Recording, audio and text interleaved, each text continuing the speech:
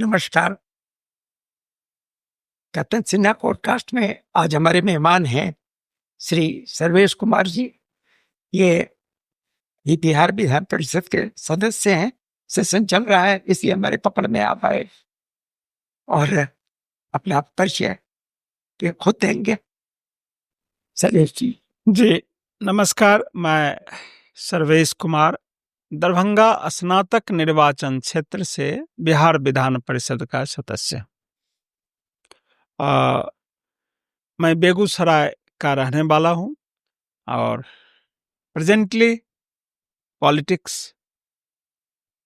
यही मेरा काम है। साथ में कई और काम करता हूं। मेरा इंटरेस्ट का सब्जेक्ट है डेयरी, पशुपालन, सामाजिक काम, शिक्षा, ये सारे इंटरेस्ट के काम है। जैसा मैंने आपको बताया कुछ देर पहले, बिहार की मिट्टी का हमारे ऊपर कर्ज है और उस कर्ज को चुकता करने के लिए मैं आया हूं। मेरी कोशिश है कि एक चुनाव ऐसा हो जाए जो सामने है, एक चुनाव ऐसा हो जाए कि एक बहुत ही खूबसूरत असेंबली यहाँ बने। 243 रत्न हम ढूंढ करके लाए बिहार के 243 क्षेत्रों से, जिनसे उम्मीद मैं करता हूँ कि वो पार्टी भी उनकी अच्छी होगी, वो सदस्य खुद भी अच्छे होंगे और बिहार बेहतर होगा। सर्वश्रेष्ठ न भी हो पाए, सबसे निकृष्ट की जो उपाधि मिली हुई है उससे हम उबर पाए। मैं समझूंगा कर्ज का एक इंस्टॉलमेंट हमने चुकता किया, पूरा कर्ज तो मैं कर नहीं पाऊंगा। आप क्या सुझाव देंगे, कैसे हो? टिकट मिलना बाकी है और यही अभी सबसे पहला कदम होगा कि टिकट सही लोगों को मिले। सर, मैं आपके जज्बे को, आपके सोच को मैं प्रणाम करता हूं।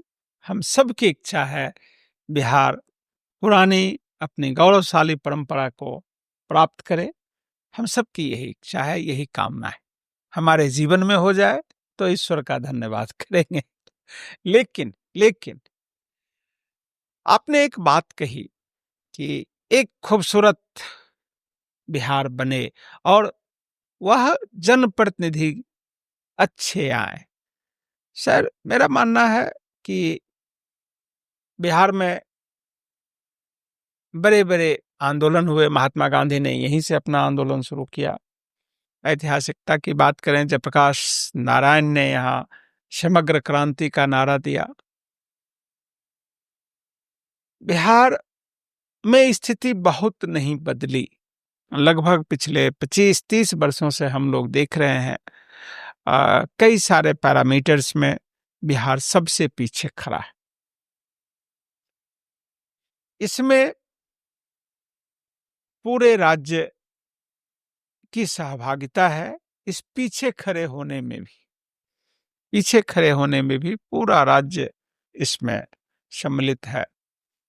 अचानक से कोई, जैसे आपने कहा, टिकट बटेंगे, चुनाव होंगे, हर 5 वर्ष पर चुनाव होता है, टिकट बटेंगे, समय है उसका, संविधान की व्यवस्था है, चुनाव भी होंगे, लेकिन तुरंत कुछ अच्छा होगा इसकी कल्पना और इसकी संभावना, कल्पना तो हम कर सकते हैं लेकिन संभावना इसकी बहुत अधिक नहीं है। एक पैटर्न पर डेवलपमेंट का काम हो रहा है, राज्य की बेहतरी हो रही है। यह बात भी नहीं है कि राज्य में बेहतरी नहीं हो रही।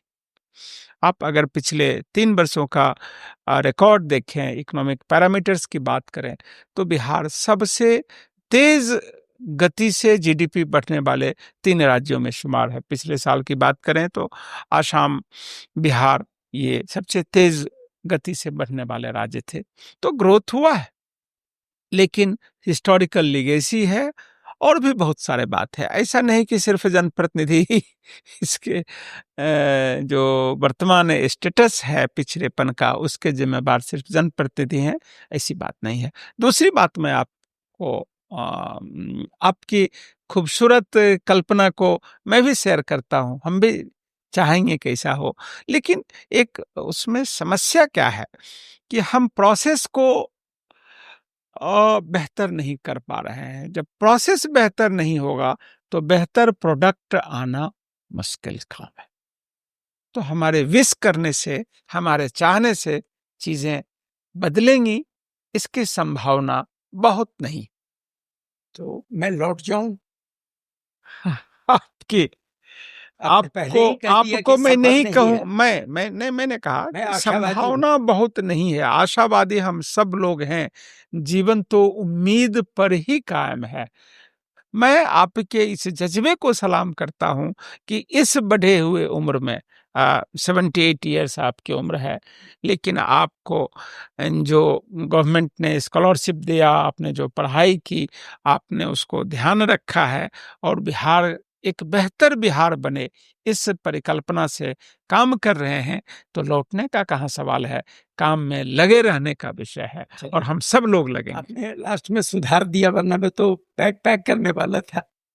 अब अगर किसी न किसी पार्टी से आप भी जुड़े हैं, जी जी जी, आप बता सकते हैं किस पार्टी से आप? मैं ऐसे बात करें तो 1 मिनट में, मैं अपना जब करियर शुरू किया, मैं बैंकर था। बैंक में ज्वाइन किया था एज प्रोबेशनरी ऑफिसर। फिर मैं वहाँ से किस बैंक में? यूनाइटेड बैंक ऑफ इंडिया में था। उसके पहले ग्रामीण बैंक में भी था 2 वर्ष एज एन ऑफिसर। फिर यूनाइटेड बैंक ऑफ इंडिया में एज प्रोबेशनरी ऑफिसर। फिर मैंने यूपीएससी 90 एग्ज़ाम क्वालिफाई किया, जो बिहार का एक पर्व होता है। उन दिनों भी था, आज भी लगभग वही है। इसका राजनीति का बताइए तो कि उसमें वो वहाँ कब से आए? आने के बाद मैं किस पार्टी नौकरी से? छोड़ करके मैं राजनीति में आया। 2010 का विधानसभा चुनाव मटिहानी से, बेगूसराय जिले से मैं निर्दलीय लड़ा और 2015 में भारतीय जनता पार्टी के टिकट पर विधानसभा का चुनाव लड़ा। तो अभी आप भारतीय और जनता मैं पार्टी के साथ? नहीं, और मैं 2015 का चुनाव हार गया। फिर 2020 का चुनाव मैं दरभंगा स्नातक निर्वाचन क्षेत्र से निर्दलीय कैंडिडेट के रूप में लड़ा और आज मैं as an independent legislature Bihar Vidhan Parishad का सदस्य दरभंगा स्नातक निर्वाचन क्षेत्र से। चलिए, जिससे भी आप जुड़े हो, जहाँ भी आपका झुकाव हो, मैं ये जानना चाहूंगा कि आपसे कुछ फ्रैंक सवाल कर सकता हूँ? जी जी जो जी, माहौल है, क्या लगता है इस बार क्या सरकार जो चल रही है वो कंटिन्यू करेगी, रद्दो बदल होगा, एक नई पार्टी बन रही है, वो कितना कारगर हो पाएगी? कुछ आप बताइए। ये झिझक बेझिझक मैं बोलना चाहता हूं कि एनडीए की सरकार अभी चल रही है और 2005 से चल रही है। आने वाले चुनाव में भी मुझे संभावना दिखती है कि एनडीए की सरकार बनेगी, दोबारा आ जाएगी। और फिर इसमें आगे भी कि 243 सीट में तो बंटवारा होगा। बिल्कुल बिल्कुल। भाजपा को कितनी सीटें इस बार देंगे वो, जिस पर वो लड़ेंगे? क्योंकि देखिए, भाजपा के यह गठबंधन होता है और यह लास्ट मिनट में होगा। अंदाजन जो एक सामान्य सा एक सर सामान्य सा फॉर्मूला है। बिहार में 40 लोकसभा के सीट्स हैं और 243 विधानसभा के सीट हैं, तो एक लोकसभा के सीट पर 6 विधानसभा का सीट आता है। तो जिस पार्टी ने जितने लोकसभा का सीट लड़ा, उतना ही विधानसभा का सीट लगभग उसका बनता है।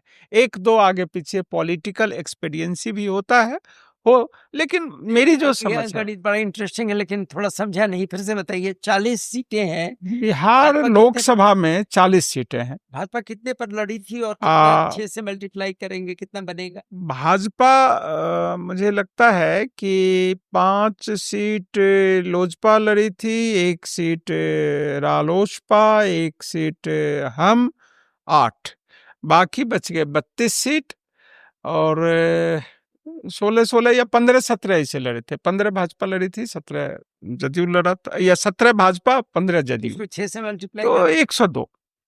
तो भाजपा 102 100, और वही लगभग 100 सीट पर दोनों पार्टी को चुनाव लोकसभा का, अगर कोई ना कोई सर सीट बंटवारे में कोई ना कोई आधार बनाना होगा। हालांकि वो मेरा काम नहीं है, वो दोनों पार्टियों के बड़े नेता करेंगे। आज के डेट में तो मैं इंडिपेंडेंट लेजिस्लेचर। सही, जो भी, लेकिन आपने जो ज्ञान दिया मुझे अभी बड़ा कारगर हमारे लिए रहेगा। मैं नहीं जानता था इस अरिथमेटिक को, गणित हमारा हमेशा से कमजोर विषय था, लेकिन ये सरल अंगणित को आपने काफी सरल कर दिया। Multiplied by 6 last number Lok Sabha, very good.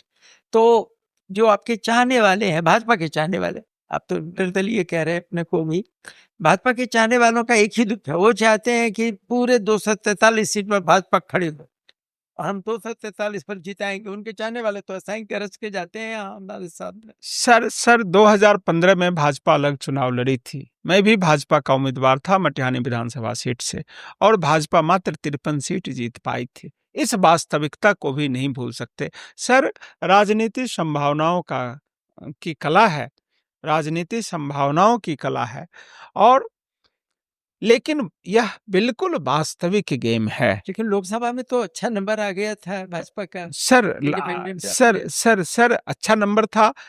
हम लोगों को समझौता, भाजपा ने समझौता किया, और यह गठबंधन की सरकार है, और गठबंधन का धर्म होता है, राजनीति बिना धर्म के नहीं चलेगा। ये सारे जोड़ तोड़ में बेचारी जनता रह जाती है, सबसे पिछड़ी थी, सबसे पिछड़ी है। सर अन्याय हो जाता है उसके लिए, लोग अपना तो बंटवारा कर लेते हैं। जनता ही अल्टीमेट पावर रखती है। ऐसा पावर फ्लो नहीं, उसके माध्यम जनता ही वोट दे के जिताती है। जी। इस देश में और इस राज्य में भी हमने देखा है, कर्पूरी ठाकुर जैसे लोग चुनाव हार गए यहाँ। तो जनता तो सर्वोपरि है सर, इस राज्य में भी और इस देश में भी। अटल बिहारी वाजपेयी चुनाव हार गए, इंदिरा जी चुनाव हार गई, तो जनता तो सर सर्वोपरि है। यह कहना, जो लोग राजनीति में नहीं है वे लोग इस बात को कहते हैं कि जनता मारी जाती है, जनता जनार्दन है, जनता मालिक है। पावर किसको मिलेगा यह निर्णय जनता करती। ठीक है, जनता सामने सुन रही है इसको कि सारा पावर आपके पास, बिल्कुल इस्तेमाल कीजिए, अच्छे से इस्तेमाल आप कीजिए। ही भुगतेंगे और आप ही के सर पर झिकरा फोड़ा जाएगा कि आपने खुद ही अपने को नीचे रखा हुआ है। प्लीज इस बार ध्यान दीजिएगा कि कोई आप पर दोष न दे कि जनता ठीक को वोट नहीं देती है। ऐसे को वोट कीजिए जो आपको सर्वश्रेष्ठ बना सके। ये बात इन्हीं से निकली है अभी। जी बिल्कुल। आगे मैं ये कहना चाहूंगा, जिसकी भी सरकार आए, जैसे आए,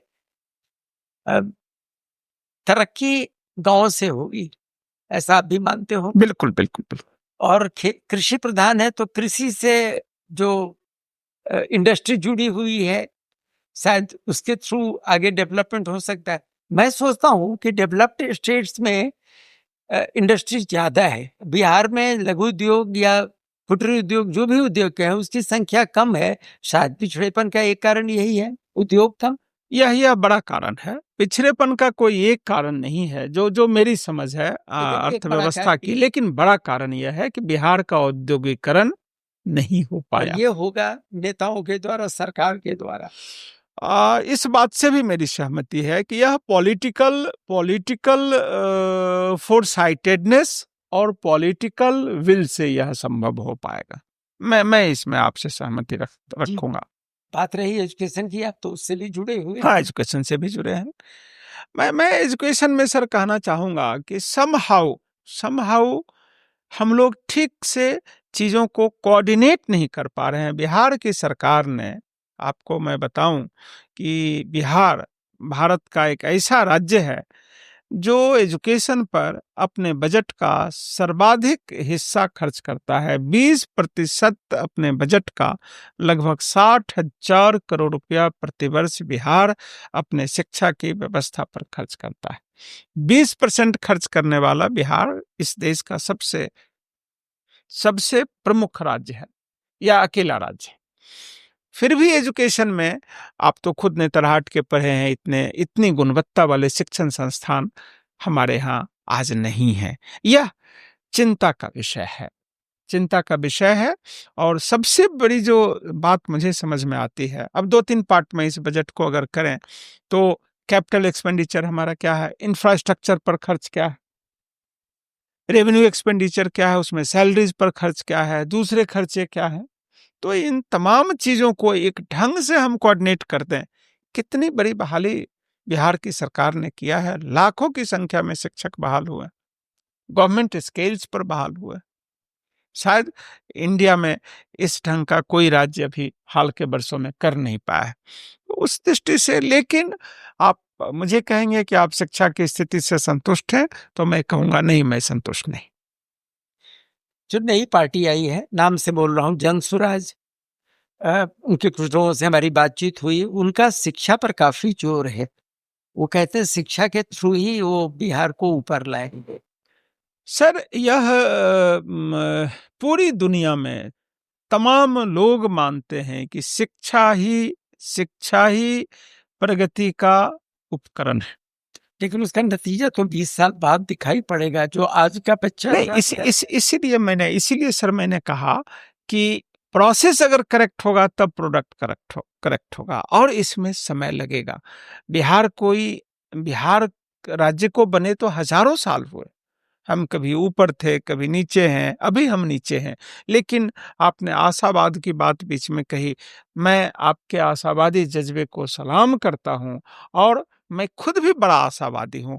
मैं इतिहास का भी विद्यार्थी रहा हूं। जब सिविल सर्विसेज की परीक्षा मैंने दी थी तो इतिहास मेरा एक ऑप्शनल सब्जेक्ट था।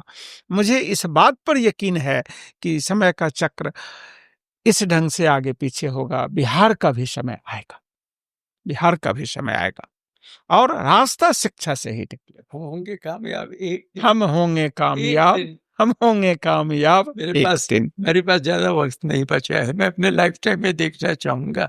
मैं 78 का हो चुका हूँ, और मैं इसलिए थोड़ा आतुर हूँ।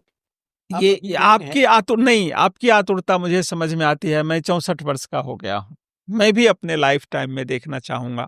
मैं खुद काम भी इस पर कर रहा हूँ, और ईश्वर से प्रार्थना भी करता हूँ कि मैं जब जाऊं इस जहां से, तो मैं हंसते मुस्कुराते और विकसित बिहार को देख के जाऊं। टिकट योग्य व्यक्तियों पे दिया जाए। निश्चित रूप से सर निश्चित रूप से टिकट योग्य व्यक्तियों को ही दिया जाना चाहिए। तमाम पॉलिटिकल पार्टीज को इस पर गंभीर होकर के काम करना चाहिए। जनता का तो कोई हाथ नहीं होता है टिकट जब पड़ता है तो। जनता का हाथ सर होता है। मैं फिर रिपीट करता हूं, पॉलिटिकल पार्टी का आप क्लासिकल उसको एनालाइज करेंगे तो पॉलिटिकल पार्टी का एक प्रमुख उद्देश्य होता है सत्ता की प्राप्ति, और उस सत्ता की प्राप्ति के उपरांत वो सेवा का काम करना चाहते हैं। मैं सर 1 मिनट में मैंने कहा, बात पूरा करता हूं। जवाब दूसरा नहीं, मैं दूसरा जवाब नहीं दिया। और पॉलिटिकल पार्टी सर्वे करती हैं, ऑब्जर्वेशन करती हैं, डेटा जमा करती हैं, फीडबैक लेती हैं, और यह देखती हैं कि जनता किसको जिताने वाली है। अच्छा, नई बात कह रहे हैं आप तो। नहीं, मैं नई बात। टिकट में जनता का हाथ होता है। पॉलिटिकल पार्टीज हर नहीं सर 2 आदमी क्या, 1 आदमी क्या, दिल्ली में पॉलिटिकल पार्टीज डिटेल्ड सर्वे करती हैं, कई राउंड सर्वे करती हैं, जनता के ओपिनियन को लेती हैं, जनता के वॉइस को लेती हैं, जनता के इच्छा को लेती हैं। इस बात को तनिक भी डायलूट नहीं करें कि लोकतंत्र में जनता ही मालिक होती है। मैं हरगिज सहमत नहीं। 2 आदमी दिल्ली में बैठ के डिसाइड कर देते हैं कि बिहार में टिकट। सर मैं पॉलिटिक्स करता हूं। मैं पिछले 15 वर्षों से गांव इस काम को कर रहा हूं। अब आपकी अपनी दृष्टि होगी। हम सब जानते हैं कि एक चीज को देखने के 10 पर्सपेक्टिव हो सकते हैं। मैं जनता को ही आगे रख करके चीजों को देखता हूं। आपने चर्चा की थी कि आप डेयरी से भी जुड़े हुए हैं। जी। क्या है स्कोप डेयरी का? भी सुन रहे हैं ट्रंप जो है वो इंडिया का जो डेयरी वाला पोजीशन है नंबर 1 का, उसको बिगाड़ना चाह रहे हैं। आजकल की खबर है ये। आप क्या देख रहे हैं? सर अभी आपने अमेरिका की बात की, वहाँ के राष्ट्रपति ट्रंप की बात की। इंडिया और अमेरिका का नेगोशिएशन हो रहा है एग्रीकल्चर ट्रेड को लेकर के। हाँ, अमेरिका का डेयरी और इंडिया का डेयरी में फर्क है। इंडिया में डेयरी 1, 2, 3, 4 गाय लोग रखते हैं। 80 से 90% दूध का प्रोडक्शन इंडिया में 1, 2, 4 गाय रखने वाले करते हैं। अमेरिका में 80% दूध का प्रोडक्शन वो डेयरी फार्मर करते हैं जिनके पास 200 से लेके 2000 या 20,000 तक की गायें होती हैं। तो दोनों का डेयरी का स्ट्रक्चर ही अलग है। इंडिया का पोजीशन नंबर 1 में है, दूध के प्रोडक्शन में नंबर 1 है। लेकिन जैसे आप सर नीचे आएंगे, दूध का प्रोडक्शन कहाँ से होता है? तो इंडिया में 8 करोड़ लोग मिलकर दूध का प्रोडक्शन करते हैं, और अमेरिका में सर 24,000 लोग मात्र डेयरी फार्मिंग करते हैं। आप इस नंबर को देखें। मैं आपने ये एक अच्छा विषय लाया। हमारे लोगों को इतनी जागरूकता होनी चाहिए कि भारत में 8 करोड़ पशुपालक हैं, जबकि अमेरिका में 24,000 है। भारत अगर ये तो मैडम भारत अगर 24 करोड़ टन दूध प्रोड्यूस करता है, 239 मिलियन लास्ट ईयर का डाटा है, 23 करोड़ 90 लाख टन, तो अमेरिका भी 12 करोड़ टन दूध प्रोड्यूस करता है। लेकिन अमेरिका में 24,000 लोग उतने दूध प्रोड्यूस करते हैं, जबकि भारत में 24 करोड़ टन दूध प्रोड्यूस करने के लिए यहाँ 8 करोड़ लोग काम करते हैं। इसलिए समझौता तो सरकार का विषय है, जो भी करे, लेकिन भारत की सरकार और तमाम पॉलिटिकल पार्टी और जो लोग इस डेयरी के इकोनॉमिक्स को और एग्रीकल्चर के इकोनॉमिक्स को जानते हैं, समझते हैं, वह जानते हैं कि 8 करोड़ लोगों को कभी भी किसी के सामने कुछ भी उनके इंटरेस्ट को कंप्रोमाइज कोई नहीं कर सकेगा। पलायन रोक पाएगा कोई? किस चीज का प्लान? मजदूर जो यहाँ से जाते हैं थोड़े से पैसा एक्स्ट्रा मिलने के लिए, और उनके पास इतना पैसा भी नहीं होता है कि कोविड हो तो टिकट कटा के लौटे, साइकिल से लौटते हैं। सर, आपका मुख्य सवाल है पलायन रोक पाएंगे क्या? मैं फिर कहता हूं, हमारे प्रोसेस में बहुत काम करने की जरूरत है। यह कहने से नहीं रुकने वाला है। कहने से रुकता तो शायद सब लोग चाहते हैं कि पलायन रुके, आप भी चाहते हैं, हम भी चाहते हैं, सब लोग चाहते हैं, लेकिन इसमें प्रोसेस पर बहुत काम करने की जरूरत है। और अभी देखिए, दो ढंग से इस समस्या को हम देखते हैं। एक कि इंडिया में बिहार सबसे डेंस पॉपुलेशन का राज्य है, और शायद पूरी दुनिया के नेशन स्टेट को कंपेयर करेंगे तो बिहार सबसे डेंसली पॉपुलेटेड राज्य है। और पलायन कोई गलत शब्द नहीं है। हमारे लोग अमेरिका में, यूरोप में, दुनिया के बड़े देशों में, दिल्ली में, इस देश के बेंगलोर में, बड़े महानगरों में जाके अच्छा नाम कमा रहे हैं, उसमें से आप ही हैं। तो तमाम लोग थे, इसको पलायन कहेंगे क्या? ब्रेन ड्रेन की भी थ्योरी कभी चलती थी, आज वो थ्योरी चलती है क्या? हर चीज का एक प्रॉस होता है, एक कॉन्स होता है। किस संदर्भ में हम उस चीज की बात करते हैं, यह एक अलग विषय होता है। मजदूरों के पलायन, हमारे बच्चे अमेरिका में, यूरोप में जाकर काम करते हैं और जिस सैलरी पर काम करते हैं वो सैलरी हम अगर यहाँ देते तो वो यहीं काम करते, वो उपलब्धि यहाँ की उपलब्धि होती। पलायन की हम किसी भी स्थिति में सराहना नहीं करेंगे। हम उसको पलायन है जो अमेरिका जाते हैं वो भी गलत है, वो इंडिया सर मैं फिर कहता हूँ, देखने के अपने अपने पर्सपेक्टिव्स होते हैं। आज मैं अपनी बात कहता हूँ कि आज दुनिया में सबसे ज्यादा फॉरेन एक्सचेंज का रेमिटेंस करने वाला देश पूरी दुनिया में इंडिया है। ये रेमिटेंस कौन कर रहा है? आज आपका बैलेंस ऑफ पेमेंट कैसे बचा हुआ है? फॉरेन एक्सचेंज की आपने बात की, नहीं, मैं कह रहा हूँ, नहीं, आपने पलायन की बात, उस बात को मैं खत्म करूं। हमारे लोग, हमारे बच्चे, हमारे लोग, हमारे भाई, हमारी बहन विदेशों में जा करके अच्छा काम कर रहे हैं, और वो वहां से डॉलर और जिस देश की 2 करेंसी है वो इंडिया में भेज रहे हैं।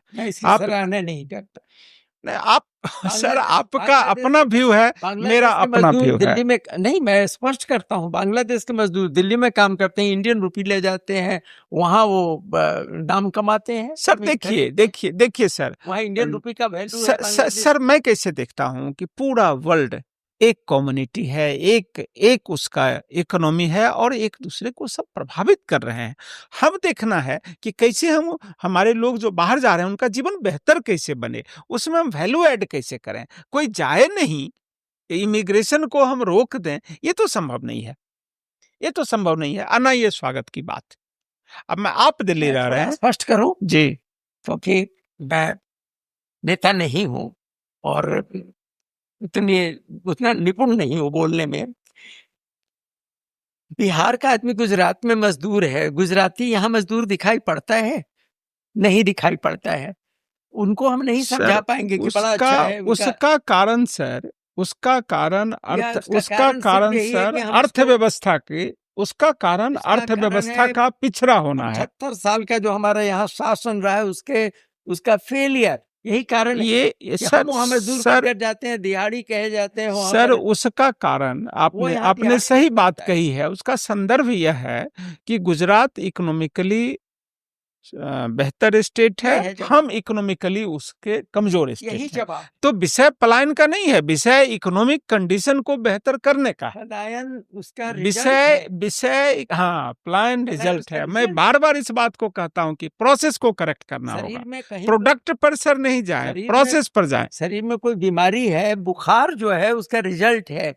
बुखार से हम जांचते हैं कि बीमारी ठीक हुई कि ठीक नहीं। है, बीमारी अंदर ये बात बिल्कुल सही है। वो इसमें क्या दो बात है। लेकिन मेरा यही निवेदन है कि पलायन अपने आप में न अच्छा है न बुरा है। बुरी बात क्या है कि हमारी अर्थव्यवस्था पीछे है, हमारी अर्थव्यवस्था कमजोर है। हम लोगों को यहाँ बेहतर जीवन स्तर या उसको जो रुपये पैसे मुहैया नहीं कर पा रहे हैं, यह बुरी बात है। कोई जाए नहीं है, कोई अच्छी बात नहीं। ये आपका मत है। और जी जी जब तक हमारे मजदूर वहां जाते रहेंगे, मैं उसी से जांच कर बता दूंगा कि गुजरात हमसे ऊपर है, वो सैलरी दे सकता है। नहीं, वो तो इसमें इसको मानने में क्या बात है, ये तो बात है ही। ये तो सर इकोनॉमिक का डेटा है, फिगर है। तरक्की का हाँ, तरक्की के लिए काम करना होगा, तरक्की के लिए काम करना होगा, यह विषय तो महत्वपूर्ण। उसको उस पर ही कुछ बता दीजिए कि कैसे करा पाएंगे तरक्की। सर, उसमें मैं आपकी बात से सहमत हूं कि हमारा पॉलिटिकल जो विल है, पॉलिटिकल जो स्किल है, पॉलिटिकल एक्यूमेन है, यह मजबूत होना चाहिए। अभी मैं एक छोटे सा उदाहरण आपको देता हूं कि पिछले विगत मार्च में बजट सत्र बिहार का चल रहा था। मैंने एक विषय लाया विधान परिषद में। हमने गवर्नमेंट ऑफ इंडिया के कॉरपोरेट मिनिस्ट्री के वेबसाइट से एक डेटा उठाया। डेटा में ये था कि कॉरपोरेट सोशल रिस्पॉन्सिबिलिटी का जो फंड है, CSR फंड है, पिछले 5 वर्षों में भारत की कंपनियों ने 1,26,345 करोड़ रुपए सामाजिक कामों में खर्च किया। बिहार को मिला 700 करोड़ रुपए। मैं तो डाटा देख के दंग रह गया। मैं विषय को बिहार विधान परिषद की सदन में लाया, उस पर ध्यानाकर्षण आया। माननीय वित्त मंत्री जो राज्य के उप मुख्यमंत्री भी हैं, उन्होंने जवाब दिया कि नहीं, ये तो ठीक बात है, हम इसके लिए मैकेनिज्म क्रिएट करेंगे। हमने रिक्वेस्ट किया कि कंपनियां, जब बिहार पिछड़ा राज्य है, 1,26,000 करोड़ रुपये 5 साल में आए, 2022-23 में लगभग 30,000 करोड़ रुपये आए और बिहार को मिले 212 करोड़ रुपये, तो हमको तो अपना हिस्सा मांगना चाहिए। हालांकि कंपनी एक्ट में कोई हिस्से की बात नहीं है, कोई प्रोविजन नहीं है, लेकिन चूंकि पिछड़े राज्यों के लिए, पिछड़े इलाकों के लिए यह फंड है, तो हमको मिलना चाहिए। और बिहार की सरकार को मैं, माननीय मुख्यमंत्री को और माननीय उप मुख्यमंत्री को धन्यवाद देता हूं, चीफ सेक्रेटरी को धन्यवाद देता हूं। मैं उनसे पर्सनली भी मिला, अमृतलाल मीना जी से। और 8 जुलाई को कैबिनेट ने यह अप्रूव किया कि बिहार में चीफ सेक्रेटरी की अध्यक्षता में एक कमेटी बनेगी। तो यहां मैं इसलिए कहता हूं, और बिहार को जैसे 30,000 करोड़ रुपए का फंड मिलता है, CSR में खर्च होता है, यह हर साल बढ़ने वाला है। चूंकि कंपनियों के प्रॉफिट बढ़ रहे हैं, हो सकता है 10 साल के बाद यह फंड बढ़ के 1,00,000 करोड़ रुपया हो जाए, तो बिहार को 10,000 करोड़ रुपए की हिस्सेदारी होगी। तो यहां मैं पॉलिटिकल स्किल की बात करता हूं, यहां मैं पॉलिटिकल विल और पॉलिटिकल स्किल की बात करता हूं। हमने इस विषय को उठाया। अब मैंने पहले क्यों नहीं उठाया? कंपनी एक्ट में संशोधन तो 2013 में हुआ, फंड का डोनेशन 2014 से चल रहा है। तो मुझे अपने ऊपर भी गुस्सा आया कि मैंने पहले क्यों नहीं उठाया। लेकिन जब मुझे समझ आई या जब बात दिखी, तो मैंने उठाया। और बिहार की सरकार ने त्वरित डिसीजन लिया और 8 जुलाई को कैबिनेट ने अप्रूव किया। और तो यहाँ विषय आता है, बिहार की प्रगति को हम कैसे करेंगे? पॉलिटिकल विल चाहिए, पॉलिटिकल स्किल चाहिए और डिटर्मिनेशन चाहिए। एक चीज, फ्रीबीज का बाजार गर्म हो जाता है जब जब चुनाव आता है। ये तो बड़ा ही सर मैं अपनी बात आएगी तो 2000, मेरी सर तो मैं अपनी बात रखना चाहता हूं इसमें। इस देश में और पूरी दुनिया में, इस देश में भी इकोनॉमिक डिस्पैरिटी बहुत बढ़ा है। क्योंकि जैसे ही संपत्ति का निर्माण होता है, तो जो समझदार लोग हैं वो ज्यादा संपत्ति जमा कर लेते हैं, जो नीचे के लोग हैं उनके पास संपत्ति नहीं आता है। उसको मैं फ्रीबी नहीं मानता हूं। मैं मानता हूं कि नीचे जो सबसे पीछे छूट गया, जो नीचे रह गया, उस तक पैसे जाने चाहिए। आप उसको जो नाम लें, वृद्धावस्था को पेंशन देना, किसी का इलाज कराना फ्री भी नहीं है, किसी के घर में अनाज देना फ्री भी नहीं है, मैं उसको फ्री भी नहीं मानता हूँ। कमजोर हो और यह जो राजनीति नहीं जानता वो रिश्वत कहेगा उसको। नहीं नहीं नहीं, अरे आप जैसे कह सकते हैं, आपका तो अपना विचार है, उसमें मैं कुछ नहीं बोलूंगा, लेकिन चुनाव के समय मैं किसके पास एज इकोनॉमिस्ट मैं अपने आप को क्लेम नहीं करूंगा, लेकिन मैं अर्थव्यवस्था पर गंभीरता से काम करता हूं। टैक्स पेयर और सर टैक्स पेयर इसी देश का है, इसी देश की स्थिति ने टैक्स एक विषय ये नहीं है, विषय यह बताएं, यह सोचें कि जो पीछे छूट रहा है उस पर उसको पैसे देंगे कि नहीं देंगे, और देने का माध्यम क्या होगा, आप चुने।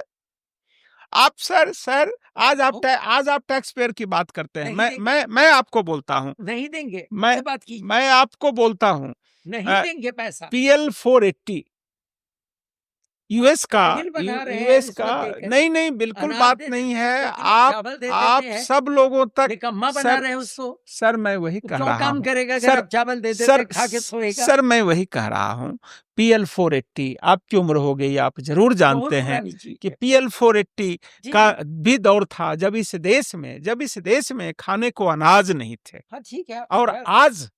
और आज देश के 80 करोड़ लोगों को प्रति माह 5 किलो राशन भी दे रहा है। और ध्यान करें इस बात को, इंडिया राइस का दुनिया का सबसे बड़ा एक्सपोर्टर है। 60 मिलियन टन राइस का एक्सपोर्ट, 65 मिलियन टन का एक्सपोर्ट का बाजार है दुनिया का। और भारत एक मिनट सर, और Bharat 22 million ton rice export कर रहा है। आंकड़ा बहुत बढ़िया है, आप जरा सोच कर देखिए। सो मेनी मिलियन टन आपने 2 बार 3 बार कह दिया कि हम भारत इतना ऊपर चला गया, और 2 किलो चावल आप दे रहे हैं क्योंकि वो भूखा है। कितना बड़ा ये आप उसको इसे आप बिल्कुल नहीं है उसको वो भूखा नहीं है। आप अपने सर आप अपने जो बात बोल रहे हैं, मैं उसमें एक छोटा सा करेक्शन करूंगा, वो भूखा नहीं है। सरकार उस तक ग्रेन सफिशिएंसी और उसकी क्षमता बढ़े, क्षमता निर्माण, कैपेसिटी बिल्डिंग का काम सरकार कर रही है। नहीं समझा पाया। एक तरफ कह रहे हैं इतना करोड़ और आपको 2 किलो देना पड़ रहा है फ्री का। सर 80 आप पैसे को जिन लोगों के पास कमजोर आर्थिक स्थिति है उनको पैसे देंगे कि नहीं देंगे? अब तो सबको आप अनइक्वल वर्ल्ड क्यों बनाना चाहते हैं? 80 नहीं, सबको नहीं दे रहे हैं। 140 करोड़ इस देश की आबादी है और 80 करोड़ लोगों को हम दे रहे हैं, और उनकी आर्थिक स्थिति कमजोर है, उनको देना चाहिए। मैं इस बात का परिचायक हूं। और राजनीति जितने लोग इस देश में कर रहे हैं, आप ऐसा नहीं सोचें को अर्थव्यवस्था को नहीं समझते हैं, बल्कि मैं कहता हूं कि अर्थव्यवस्था को समग्रता में हम लोग ही समझते हैं, दूसरे लोग नहीं समझते हैं। कोई एग्रीकल्चर की इकोनॉमिक्स करते हैं, कोई इंडस्ट्री की इकोनॉमी करते हैं, कोई सर्विसेज का इकोनॉमिक्स करते हैं, और हमारे जैसे लोग राजनीति में जो काम करते हैं अर्थव्यवस्था को समग्रता में समझते हैं। और मैं इस बात को 1000 बार कहूंगा कि अनइक्वल डिस्ट्रीब्यूशन जो वेल्थ है उसको ठीक करने की जरूरत है, और ठीक करने के मैकेनिज्म आप बताइए। जो आयुष्मान भारत का कार्ड दिया गया, लोगों को घर दिए जा रहे हैं, लोगों को शौचालय दिए जा रहे हैं, क्या नहीं देने चाहिए? ये कौन सा तर्क है फ्रीवी का? जो लोग बोलते हैं वो सब सुखी और सुविधा संपन्न लोग हैं। वो इस बात की समझ उनकी मेरे दृष्टि में वो थोड़ा सा और समझने की जरूरत है। 78 साल से शासन चल रहा है। मैं बताऊं संक्षेप में, जितने नेता हैं 2 भाग में बांट दिए जाते हैं। जो लकी होते हैं जीतते हैं, सत्ता बनाते हैं। जो अनलकी होते हैं विपक्ष में जाते हैं। सत्ता का केवल एक काम है कुर्सी को बचाए रखना, विपक्ष का केवल एक काम है कि जो बैठा उसको धकिया के नीचे गिराना, इसके अलावा और कुछ नहीं होता है। 5 साल इसी में समय बीतता है और बिहार वही का वही रह। ये आपके विचार हैं, इस पर मैं क्या कहूं? देखता हूँ बिहार को, इस पर मैं क्या बोलूं? अंधा नहीं हूं, देखता हूं कि बिहार कहाँ पर है।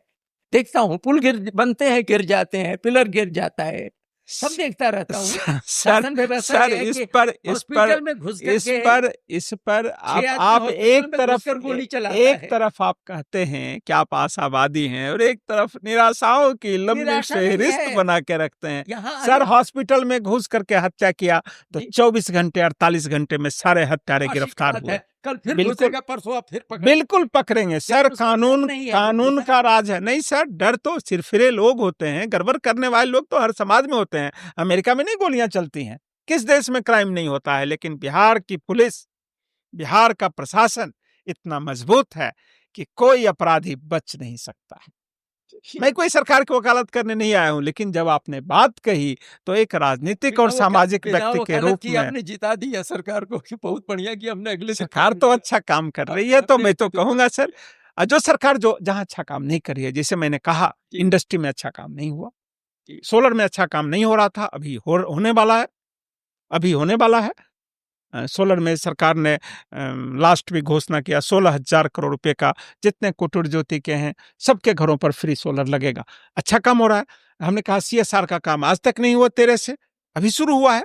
सर जो नहीं हुआ है मैं उसकी भी बात कर रहा हूं, जो हो रहा है मैं उसकी भी बात कर रहा हूं।